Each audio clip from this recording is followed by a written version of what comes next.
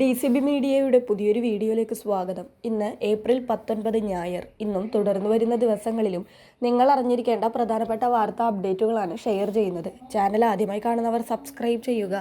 Video ഇഷ്ടമായാൽ like ചെയ്യുക. ഫേസ്ബുക്കിൽ കാണുന്നവർ പേജ് ഫോളോ കൂടി ചെയ്യുക.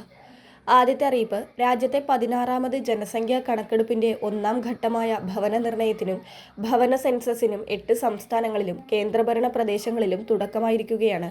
തിരഞ്ഞെടുപ്പ് പശ്ചാത്തലത്തിൽ കേരളത്തെ ഒന്നാം ഘട്ടത്തിൽ നിന്ന് ഒഴിവാക്കിയിട്ടുണ്ട്. കേരളത്തിൽ ജൂൺ 16 മുതൽ ജൂൺ 30 വരെ പൊതുജനങ്ങൾക്ക് സ്വന്തമായി വിവരങ്ങൾ ഓൺലൈനായി രേഖപ്പെടുത്താനുള്ള സെൽഫ് എന്യൂമറേഷൻ സൗകര്യം ലഭ്യമാകും. ജൂലൈ 1 മുതൽ ജൂലൈ 30 വരെ ഉദ്യോഗസ്ഥർ നേരിട്ടെത്തി വിവരങ്ങൾ ശേഖരിക്കും. ജനസംഖ്യയും ജാതിയും കണക്കാക്കുന്ന രണ്ടാം ഘട്ടം കേരളത്തിൽ 2027 ഫെബ്രുവരിയിലായിരിക്കും നടക്കുക. അടുത്ത അറിയിപ്പ്, ഗതാഗത നിയമലംഘനങ്ങളുമായി ബന്ധപ്പെട്ട് കെട്ടിക്കിടക്കുന്ന പിഴത്തുകകൾ തീർപ്പാക്കുന്നതിനായി കേരള സർക്കാർ പ്രഖ്യാപിച്ച 50% ഇളവ് പദ്ധതിയുടെ കാലാവധി ഏപ്രിൽ 30 അവസാനിക്കുകയാണ്. 2024 ഡിസംബർ 31 മുൻപ് മോട്ടോർ വാഹന വകുപ്പോ കേരള പോലീസോ ചുമത്തിയിട്ടുള്ള ട്രാഫിക് ചലാനുകൾക്ക് മാത്രമാണ് ഈ ആനുകൂല്യം ലഭിക്കുന്നത്. സാധാരണഗതിയിൽ വലിയ തുക പിഴയായി നൽകേണ്ടി വരുന്ന സാഹചര്യത്തിൽ അത് പകുതിയായി കുറച്ച് അടച്ചു തീർക്കാമെന്നത് വാഹന ഉടമകൾക്ക് വലിയ ആശ്വാസമാണ്. ഈ ഇളവ് പ്രയോജനപ്പെടുത്തി പിഴ അടയ്ക്കാൻ താൽപ്പര്യമുള്ളവർ www.smvd.kerala.gov.in എന്ന ഔദ്യോഗിക പോർട്ടൽ വഴി ഓൺലൈനായി പണം അടക്കാവുന്നതാണ്.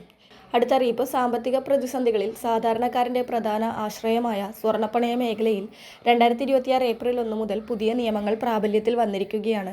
വായ്പയായി ലഭിക്കുന്ന തുകയുടെ വർധനവ് മുതൽ സ്വർണം തിരികെ ലഭിക്കാൻ വൈകിയാൽ ലഭിക്കുന്ന നഷ്ടപരിഹാരം വരെ ഉൾപ്പെടുന്നതാണ് ഈ പുതിയ പരിഷ്കാരങ്ങൾ.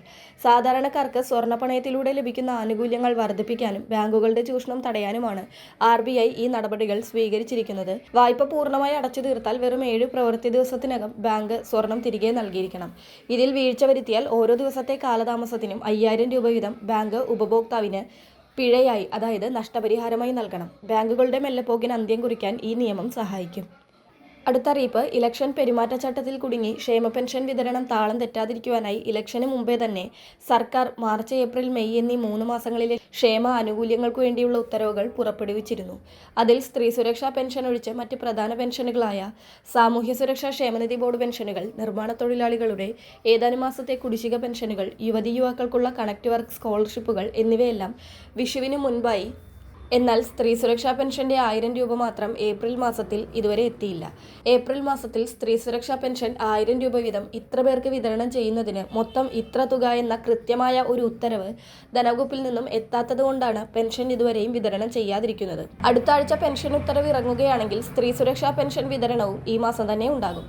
അതോടൊപ്പം മെയ് മാസത്തെ ക്ഷേമ പെൻഷൻ മെയ് 25 ശേഷമാകും വിതരണം ചെയ്യുക. അതായത് ഏകദേശം 1 മാസത്തോളം കാത്തിരുന്നാൽ മാത്രമേ അടുത്ത മാസത്തെ ക്ഷേമ പെൻഷൻ വിതരണം സംസ്ഥാനത്തുണ്ടാകൂ. വളരെ പ്രധാനപ്പെട്ട ഈ വാർത്താ അപ്ഡേറ്റുകൾ മറ്റുള്ളവർക്ക് കൂടി ഷെയർ ചെയ്യുക.